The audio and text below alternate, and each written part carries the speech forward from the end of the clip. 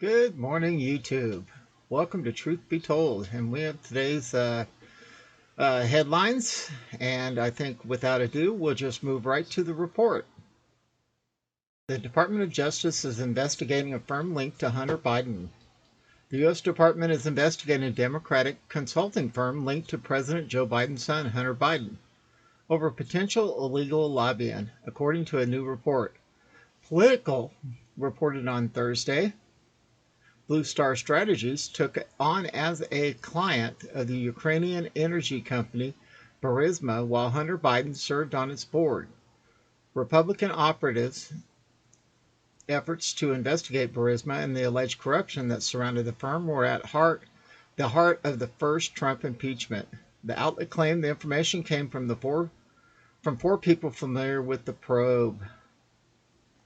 The reported probe into Blue Star Strategies adds a new twist to the Hunter Biden saga.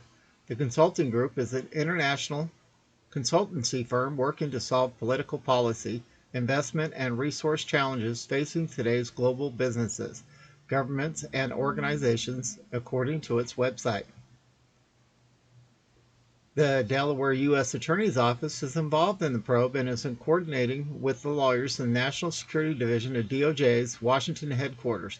The sources said that Delaware's office is also investigating Hunter Biden for potential tax violations, political reporting. Well, it's about time. How long's this laptop been out there? One focus of the investigation is whether the firm failed to comply with disclosure requirements under the Foreign Agents Registration Act, a law that requires Americans to disclose lobbying and public affairs work for foreign officials and political parties. There is no indication that Hunter Biden is the target of the investigation into Blue Star. Yeah, right. Karen Tramontano, that's a mouthful, one of the Blue Star's co-founders, testified that Hunter Biden did not direct any of the firm's work for Burisma. In a bombshell report published in April, the Daily Mail claimed to have authenticated the abandoned laptop allegedly belonging to Hunter Biden. Hunter, according to a report first broken last fall by the New York Post, left a MacBook at a Delaware computer repair shop in April of 2019. Its contents led to reporting that purported to implicate now President Joe Biden in an international pay-for-play business scheme along with Hunter and others in China. Laptop also told the story of Hunter engaging in heavy drug use, paying for sex with prostitutes, and engaging in a sordid, toxic, and drug-fueled relationship with his late brother's widow, Haley Biden. Hunter confirmed some of the details of his drug use in an interview in past April with CBS News. Let's watch this. You would wake up some mornings, I shouldn't even say some mornings because you slept for like 15 minutes at a time, Yeah. and be looking for crack and just smoke whatever was there? Yeah, I spent more time on my hands and knees picking through rugs, smoking anything that even remotely resembled crack cocaine. I probably smoked more Parmesan cheese than anyone that Yeah, you know, right. I'm sure, Tracy. Parmesan cheese. Yeah, Because there'd be crumbs mixed in, and you just... Yeah. I mean, I went one time for 13 days without sleeping and smoking crack and drinking vodka exclusively throughout that entire time. Hunter Biden's struggle with his personal demons is a big part of his new book, from an imprint of Simon & Schuster, a Viacom CBS company. The title, Beautiful Things, is a phrase he and his brother shared to remind each other of the good in life. It was the last thing that he said to me. Was beautiful things. And I held his hand, and he took his last breath.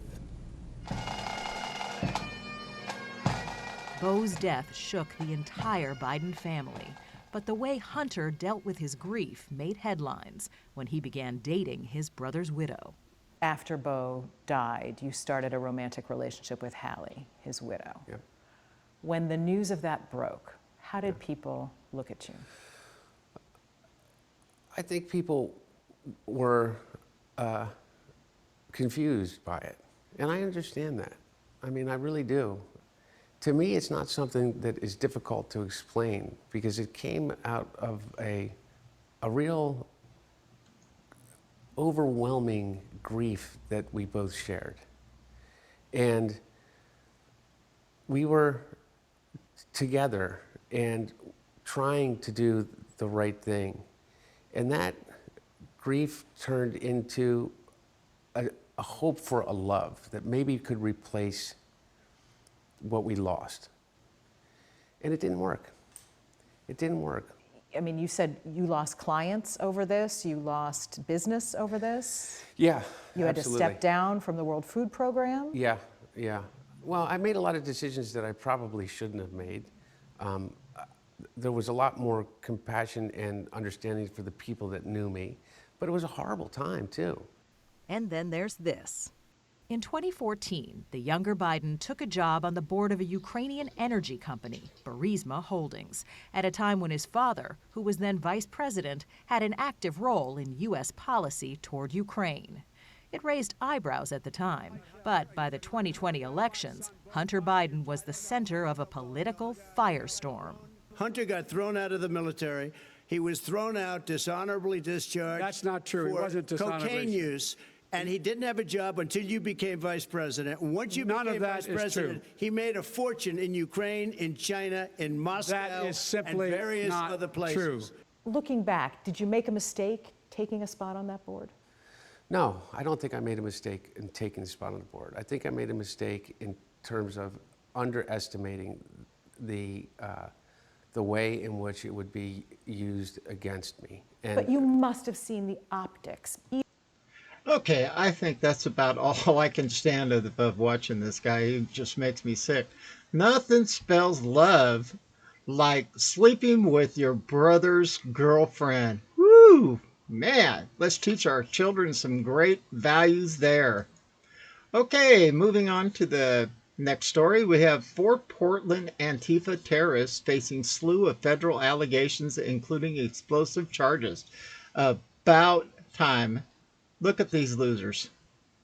4 Antifa and BLM terrorists have been arrested and are now facing a variety of federal charges in Portland. Duh, where else? Stemming from the ongoing peaceful protests. Yeah, peaceful. Charges include multiple incidents involving explosive devices, among other things. A 19-year-old who was arrested and accused of dismantling a card reader and intercom in the driveway of a federal building in Portland late last year had a suspicious bottle inside her backpack that drew a response from the city's bomb squad, federal authorities say. This bottle, labeled "Do Not Open," contains U-dimethyltrizine, trilethyl aluminum, will ignite if exposed to air, next to a hand-drawn colored hazmat placard, according to a federal complaint. It wasn't until days later that the authorities learned that the purported explosive was a hoax. Rowan L. Managnell, the 19-year-old who federal agents say was carrying the bottle in a backpack that night, was interviewed days later and admitted the bottle only contained water and was meant to waste people's time. If arrested, Federal Protective Services agent Micah Corin wrote in the complaint. After seizing McNagle's backpack December 19th, law enforcement consulted with forensic chemists from the ATF, FBI, and even NASA scientists before deciding to destroy the bottle due to the risk of exposing the contents to oxygen and the fear the chemical components may self-ignite given enough time to react with each other. Well, I wonder how much it cost us to waste all that time to investigate a bottle of water, supposedly. Alleged. On December 22nd, a bomb technician ATF agent interviewed McNagle at her home. During this interview, McNagle said the device only held water and that it was meant to waste people's time if they were arrested again for just standing around, the complaint says. Also making his first federal court appearance Tuesday, Richard Timothy Hernandez, who is accused of 3 counts of destruction of government property. Hernandez, 56, is accused of throwing 13 objects at the windows of the Mark O. Hatfield U.S. Courthouse late March 13th into early March 14th, just hours after federal officials had removed all fencing, concrete barriers, and plywood from outside the building following consecutive nights of vandalism to the courthouse during mass protests. The cost of replacing the courthouse windows is estimated at $143,513, according to a federal complaint. Hernandez is also accused of throwing rocks at the ICE building on March 20th and April 1st. Third person, Tracy Lynn Molina, 48, is accused of failing to comply with the lawful order outside the ICE building, disorderly conduct, and assault on a federal officer on Sunday. Well. These people are finally going to answer for their crimes. Okay, the next story is exclusive U.S. Attorney to war hero Brian Kolfage. We did you a favor by not sending FBI agents to your house to raid it. Oh my word, this poor guy. He's a hero of our country. He served, he got injured, and now he's in a wheelchair, and look how they treat him. Kolfage has already been indicted by the SDNY for bogus charges related to his We Build the Wall project. Kolfage and a few others raised money to build sections of the wall in the most difficult and populated areas of the southern border.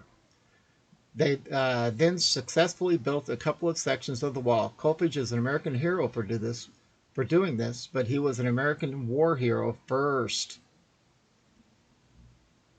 Senior Airman Brian Kolfage, while on his second deployment for Operation Iraqi Freedom on September 11, 2004, was at an airbase that came under a surprise rocket attack. In the chaos, a 107mm rocket shell exploded about 3 feet from Brian. He was thrown several feet in the air and landed against a wall of sandbags. Still conscious after the blast, he began calling for help. One of Brian's closest friends, miraculously, despite the noise of the rockets, heard Brian's screams and rushed outside to find his friends bloody, mangled, and clinging to life. He called for a medic and rushed to help Brian, who was struggling to breathe after one of his lungs had collapsed. In 2011, Brian married Ashley Goetz. The couple currently resides in Florida with their 2 children. In 2018, Brian founded We Build the Wall, a 501c4 organization dedicated to building private sections of the wall along the U.S.-Mexico border. Since its launch, the organization completed its first 2 construction sections and aimed to build a total of 100 miles of wall along the border. It's just amazing, the disrespect our veterans, the boys in green who have served so hard for the American people, how they get treated. All right, moving on to the next story. Joe Biden vacations at his Delaware beach house as Kamala takes over and heads up to Central America. Woo, a free vacation for a camel toe. Joe Biden is vacationing at his Delaware beach house, paid for by his international money laundering schemes, for Jill Biden's birthday. Oh, isn't that great? Biden arrived to Rehoboth Beach in Delaware Wednesday to spend a few days at home to celebrate Nurse Jill's 70th birthday. Kamala Harris will travel to Guatemala on Sunday as Biden hits the beach. Harris will also travel to Mexico City on Monday. I'll be meeting at the front leg of the trip with President of Guatemala.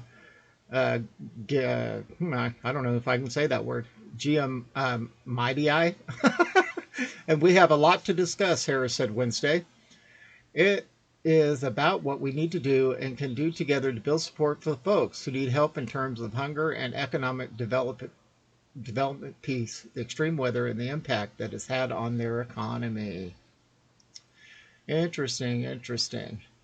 Moving on to the next story. Biden's America. The largest ferry service to Martha Vineyard's hit with a ransomware attack. Boy, they need to do something about these guys. They seem to be everywhere.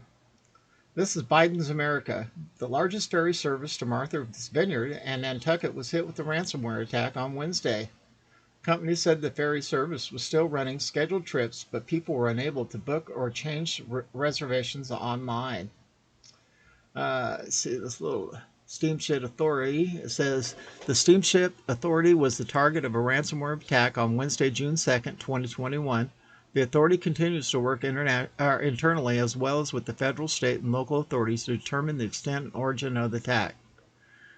There is no impact to the safety of the vessel operations as the issue does not affect radar and GPS functionality. Scheduled trips to both islands continue to operate, although customers may experience some delays during the ticketing process. Interesting. Okay, the company urged customers to use cash because the credit card systems were down. Wednesday's ransomware attack on Steamship Authority comes after several other cyber attacks on American companies. Isn't it interesting how we have so many of these attacks anymore since 45's been out of office? Interesting. At any rate, I think that's about all we have for today. Be sure to look for our news reports for tomorrow, and I think that'll be it. Broadcasting under beautiful, partially cloudy skies, probably about 85 degrees outside from Arizona. This is Don V with Truth to Be Told.